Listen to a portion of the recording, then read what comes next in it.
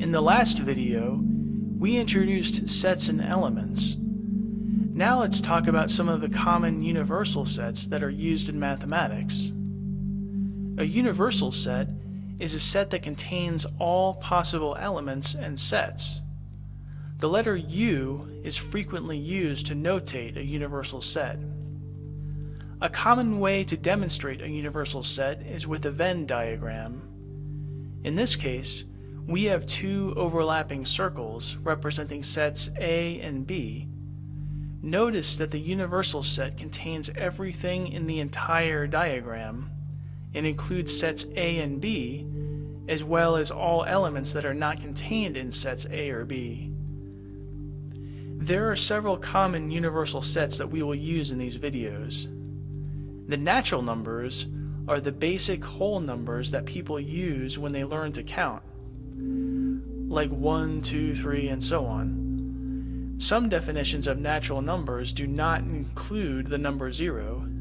For these videos, we will include 0 in the set of natural numbers. The set of natural numbers is notated by a stylized capital N. The set of integers includes the natural numbers, but it also includes negative numbers. The set of integers is notated by Z. If we want to specify only positive integers, we just add a plus sign after the Z. If we want to specify only negative integers, we add a minus sign instead. Remember that 0 is neither a positive nor a negative integer, so it's not included with either the positive nor negative integer sets, but it is included in the set of all integers. So far, all of the sets have included only whole numbers. What if we wanted to add fractions? Fractions are included in the set of rational numbers, which is notated with the letter Q. Now we won't be dealing with rational numbers in these videos, so let's look at the last common universal set that we'll be dealing with, which is the set of real numbers.